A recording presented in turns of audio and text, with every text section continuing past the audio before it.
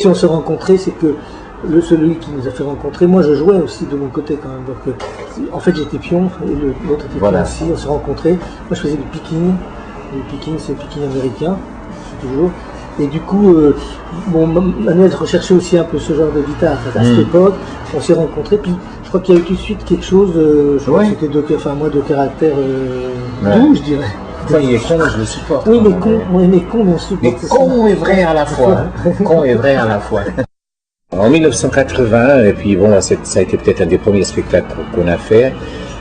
On a fait la grande fête de l'immigration qui était le 15 juin 1980 à Pantin. Il y avait quand même 6000 personnes. Nous, on a eu une grande chance parce qu'on est passé, c'était un spectacle non-stop de 2h l'après-midi jusqu'à 10h du soir. Nous, on est passé à 6h l'après-midi. Alors bon, c'était carrément plein. J'ai démarré à peu près quand ça a commencé la révolution d'avril au Portugal. Alors vous savez, c'était pas les sujets qui en manquaient à cette époque-là. Hein.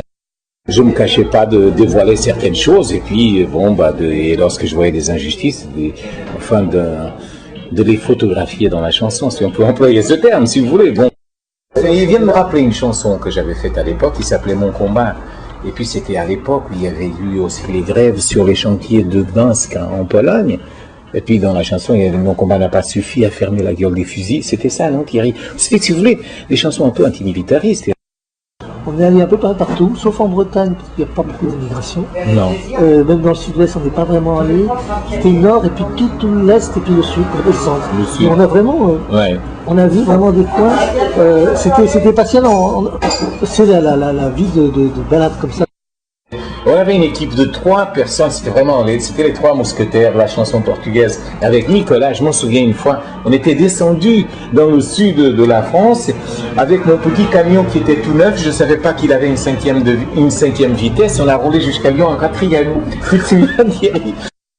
Plus de la moitié des spectacles, Thierry, étaient quand même faits pour des MJC qui s'intéressaient vraiment à la culture portugaise à ce moment-là.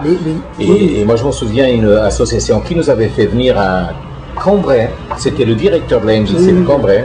Après, il était venu à Lyon. Après, il nous a appelé encore 2 fois pour venir jouer à Lyon. Parce qu'on avait joué une première fois, bon, on était déjà... et il nous avait invités pour venir 2 fois de suite après à Lyon. Pour sortir les souvenirs. Non, j'ai trouvé, c'était justement un article CTA, tout ça. Ah oui, oui. MJC des Orions. Oh là là.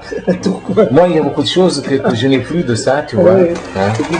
Et on avait cette affiche. Ah oui, la MJC des Orions, une soirée portugaise, du tonnerre. On avait cette affiche comme ça. Ah oui, oui. Quand on se balade comme ça, le problème c'est la 3e mi-temps en fait. C'est-à-dire que oui, la 3e mi-temps. C'est très dangereux on partage quelque chose avec les gens. Si on va au bar par exemple, quelqu'un nous offre à boire, c'est tout de suite parce qu'il ne faut pas se laisser avoir la première fois. Parce que tous les Portugais sont des gens là-dessus, sont des gens très chaleureux et puis fiers. Donc c'est, tu bois aussi un coup, je t'offre à boire. Si je refuse, c'est vraiment un affront. Ça devenait un peu terrifiant. Effectivement, ça a un petit peu marché, enfin un peu connu, c'était effectivement à la télévision. Oui. Là, effectivement, au moins, ils nous avaient vus à la télévision, ça c'était magique.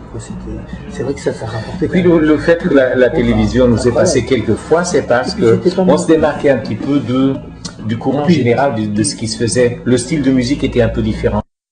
On a des souvenirs quand même spectaculaires, parce qu'on a fait un spectacle à Corbeil. Et dans la salle de la MJC, il y avait une 30aine de personnes parce que ce jour-là, il y avait un tournoi de foot.